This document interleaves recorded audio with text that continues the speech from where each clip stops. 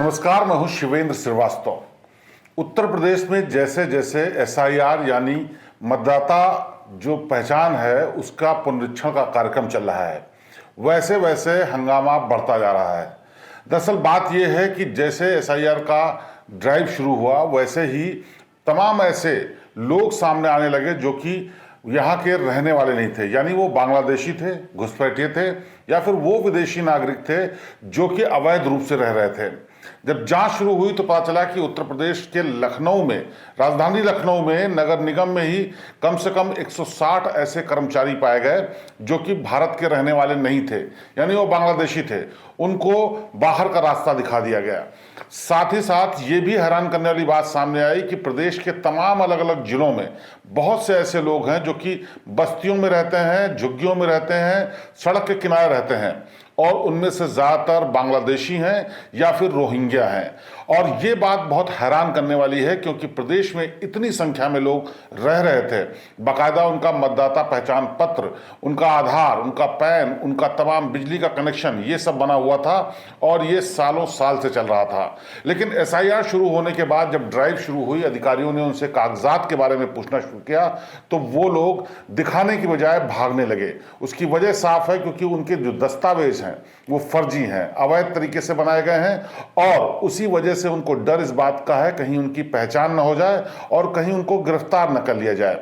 आपको याद होगा कुछ वक्त पहले योगी सरकार ने उत्तर प्रदेश के अलग अलग जिलों में डिटेंशन सेंटर बनाने का आदेश दिया था। उसके पीछे वजह यह थी कि जब भी ऐसी मुहिम चलाई जाएगी जिसमें अवैध विदेशियों को बाहर भेजा जाएगा, वो लोग पकड़े जाएंगे तो उनको उन्हीं डिटेंशन सेंटर में रखा जाएगा।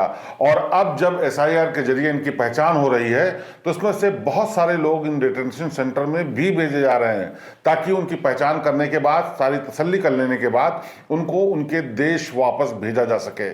आपको बताते हैं कि कैसे काम करता है ये अवैध तरीके से कागजात हासिल करने का रास्ता। दरअसल क्या है, उत्तर प्रदेश की सीमा नेपाल से और तमाम दूसरे और ऐसी जगहों से लगी हुई है जहां से विदेशी नागरिक अवैध तरीके से भारत में आ जाते हैं। इनमें ज़्यादातर संख्या रोहिंग्या और बांग्लादेशियों की है और ये बांग्लादेशी अपने रिश्तेदारों के जरिए या पहले से रह रहे यहाँ के लोगों के जरिए और उन एजेंट्स के जरिए भारत में प्रवेश पा जाते हैं जो कि अवैध तरीके से इन लोगों के कागजात बनाने का वादा करते हैं। यहाँ पर अपने रिश्तेदारों के जरिए या पहले रहने वाले लोगों के जरिए ये कहते हैं कि इनको यहाँ पर एक छोटा मोटा काम मिल जाएगा तो उनकी रोजी रोटी चलेगी और ज़्यादातर रहने के लिए झुग्गी बस्तियों का इस्तेमाल करते हैं ताकि उन पर लोगों की नज़र ना पड़े। और एक बार यहाँ एंट्री पाने के बाद ये छोटा मोटा काम शुरू करते हैं जिसमें ये माली का काम, ड्राइवर का काम, घर में काम करने वाले का काम, सफाई कर्मचारी का काम या फिर छोटी मोटी दुकान खोल करके यहाँ पर अपना धंधा आजमाते हैं। साथ ही कर्मचारियों और अधिकारियों की मिलीभगत से वो जरूरी दस्तावेज भी ये जुटा लेते हैं जिससे कि ये साबित हो सके कि वो यहाँ के नागरिक हैं। लेकिन ये सारे दस्तावेज अवैध कागजों की आधार पर ही तैयार होते हैं जिनका कोई रूट नहीं होता, जिनका कोई पुराना इतिहास नहीं होता। और एसआईआर के जरिए जो कवरेज की जा रही है वो साल 2003 से है, यानी 2003 में आप यहाँ के नागरिक थे ये भी साबित करना आपके लिए ज़रूरी है। और यही एक पेच है जिसकी वजह से जो अवैध तरीके से यहाँ पर गलत तरीके से, गैर कानूनी तरीके से रह रहे हैं उनकी पहचान आसान हो गई है। और एक के बाद एक जब इस तरह की घटनाएं सामने आना शुरू हुई तो ये अवैध बांग्लादेशी, ये रोहिंग्या यहाँ से फरार होने लगे। योगी आदित्यनाथ मुख्यमंत्री उत्तर प्रदेश ने भी कई बैठकें करके इस बात की ताकीद की कि किसी भी तरीके से ये जो अवैध तरीके से लोग रह रहे हैं ये बचने न पाए। बाकायदा उन्होंने उत्तर प्रदेश की जनता के नाम एक चिट्ठी भी जारी की जिसमें कहा कि किसी भी तरीके से अवैध जो बांग्लादेशी या रोहिंग्या हैं वो बर्दाश्त नहीं किए जाएंगे, कोई कोताही नहीं की जाए। इस तरह का संदेश देकर के योगी ने साफ किया कि इस बार एसआईआर के जरिए जो अवैध तरीके से लोग यहाँ रह रहे हैं उनको रहने का मौका नहीं मिलेगा।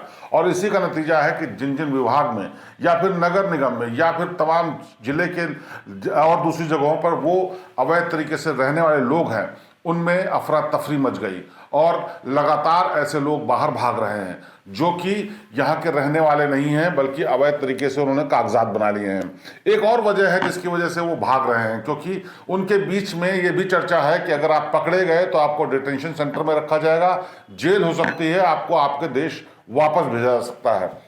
और इसी के चलते उन्होंने ये ज़्यादा बेहतर समझा कि वो अपने देश खुद ही वापस चले जाएं, और इसी के चलते तमाम वो लोग फरार हो रहे हैं जो कि अवैध तरीके से यहाँ रह रहे थे। इस घटना से साफ है कि जो लोग यहाँ पर अवैध तरीके से घुसपैठ करके आए हैं या फिर प्रदेश में रह रहे हैं, उनके लिए कोई भी जगह नहीं है। और ये साफ है कि अगर वो खुद नहीं जाएंगे तो उनको सरकारी तौर पर वापस भेजा जाएगा, कानूनी कार्रवाई भी की जा सकती है। लिहाजा ये जो अफरा तफरी मची है, इसी का नतीजा है। अब देखना ये है कि एसआईआर कंप्लीट होते होते ये आंकड़ा कहाँ तक पहुँचता है, क्योंकि हर जिले, राजधानी समेत, लखनऊ समेत तमाम ऐसे जिले हैं जहाँ से बड़ी संख्या में ऐसे लोग भाग रहे हैं जो कि अवैध तरीके से आए थे, और इनकी संख्या हजारों लाखों में हो सकती है। और इसी के चलते सरकार मुस्तैद है और अधिकारियों को साफ निर्देश दिया गया है कि कोई भी अवैध रहने वाला बचने न पाए, और जो भी यहाँ का रहने वाला है उसको किसी तरीके की मुश्किल भी नहीं होनी चाहिए। अब देखना यह है कि आखिर में आंकड़ा क्या पहुँचता है, लेकिन फिलहाल एसआईआर के जरिए जो रोहिंग्या और बांग्लादेशियों को बाहर निकालने की कोशिश थी वो अपनी जोरों पर है, और आने वाले दिनों में इसका नतीजा सामने देखने को मिलेगा। नमस्कार। श्रेष्ठ भारत पर खबरों से जुड़े रहने के लिए चैनल को सब्सक्राइब और लाइक करें, बेल आइकन दबाएं और देखते रहें श्रेष्ठ भारत।